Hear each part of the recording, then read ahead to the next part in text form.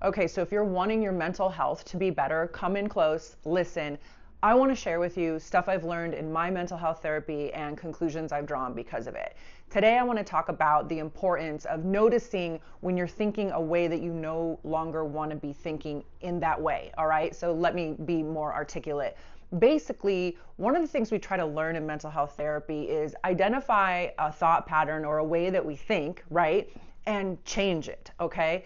And there's a lot you'll have to do to change it. This one tip I'm going to give you is not going to be the be all, but it is going to help and it is really important. And the way I want to position it to you is in a way where you don't feel like a constant failure when you're trying to make the change. We're going to use the example of rumination. So one type of thought pattern a person like me might want to avoid is rumination. My brain, because I have a background with PTSD, it will grab something sometimes that it perceives as something it needs to fester about or think about, and it will ruminate on it, right? And think about it over and over again. That's not useful to me. Like, that's distracting and it's stressful, and it's not useful to me. But my brain thinks it is because it's trying to protect me from some sort of perceived threat. And it thinks if I just keep thinking about this, we can think our way out of it, we can think our way through it, when in fact it's not helping at all. The mistake I made initially was thinking that I have the issue with the way I think. I know now I need to think a different way and change that, ergo, I just need to think differently. That can cause you a sense of failure, because what happens is you have the thought, your brain starts to go into that pattern, right? Right at that moment, when it's noticing, you can go to like, oh, I'm thinking that way again. I'm thinking that way again. I'm never going to get out of this. I'm always going to think this way. And really kind of admonish yourself for like, you know to think differently, you have tools, why aren't you using them, or whatever. But what I learned that was so important is that the noticing is part of the process. The noticing, if you are having a way of thinking or thinking a certain way that you're trying to change, whatever type of thoughts you're having, and the moment that they happen, you notice them, that counts as a win.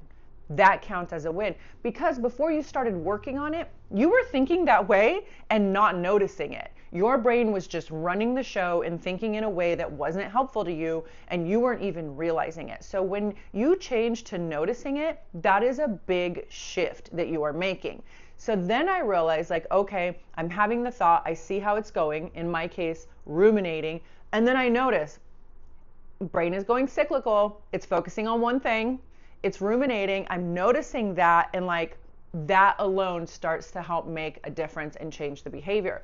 Then you sandwich that with anything you can do to pull it into a different type of thinking. I work on this a lot when I'm walking outside, okay?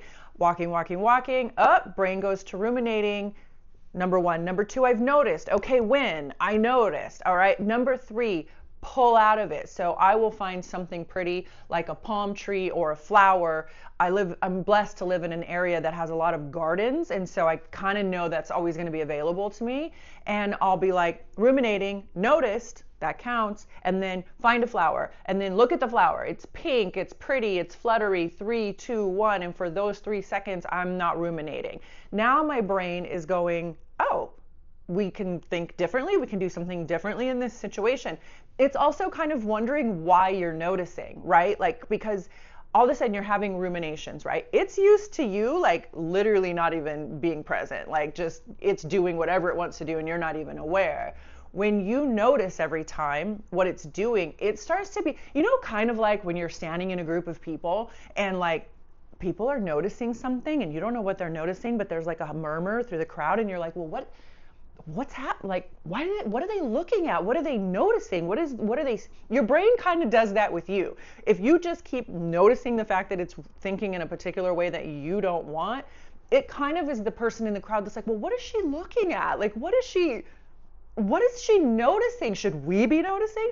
Should we be paying attention? And it will also start to go, oh, let's notice when we're doing this. And it will also start to notice the correction you're making. And it'll start to notice, like, every time I try to think this way, she aborts the process and takes us into a different direction. The brain is like, where's she taking me? We're going over here. Now it's distracted, right? Now this is all very like just me, an everyday person, describing this. So by all means, a psychologist or a psychiatrist could tell you a very technical way of thinking about this because that's their job. I'm just here sharing out there with the world what I've learned in therapy in very basic terms because it has helped me and I hope it will help you. I really want you to learn today and think about the fact that when you're trying to change the way that you think, the noticing counts. Stop beating up on yourself about the fact that you're still thinking the same way. Stop ignoring the fact that you're acknowledging it. And every time you acknowledge it, be glad that you acknowledged it and be like, okay, I noticed. And then start working toward it. You're going to have to put in thousands of reps. I'm nowhere near done training myself in this way. I'm going to have to put in thousands of reps because I have decades of a brain that's used to doing that, right? So it's going to take a lot for me to fully get it out of that. But every correction counts. Every correction, it goes this and you correct it. Every correction of pulling it back over counts. I will leave you with a little example that kind of helps illustrate it. It's from one of my therapists. His name is Eric. When you think about a child learning to walk, okay? The first time it stands up and tries to walk, right, it's going to immediately fall down. But what happens as the child is starting to learn to walk over time is it becomes more like this kind of wobbly thing. And what the human body is doing in that situation is micro corrections, right? The body's like, notices like, oh, we're tipped a little bit too far forward. We should probably correct back a little bit, right? But now it's a little too far to the left. And so the brain's like, oh, it's a little too far to the left. We better come back to the right and this way and this way. And the wobbling and the wobbling. And it's all of these micro corrections, where the brain is like noticing little changes.